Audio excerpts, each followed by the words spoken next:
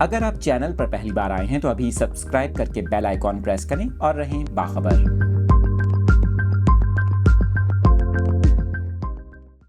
اہم خبر دیں گے آپ کو۔ کراچی کی شارع فیصل پر نرسری کے قریب 16 منزلہ عمارت میں خوفناک آتش زدگی کا واقعہ پیش آیا۔ آپ کو بتائیں گزشتہ رات اس عمارت میں آگ لگنے کا واقعہ پیش آیا، جس کی ویڈیوز بھی سوشل میڈیا پر سامنے آئی ہیں۔ آپ اس وقت اسکرین پر مناظر دیکھ سکتے ہیں۔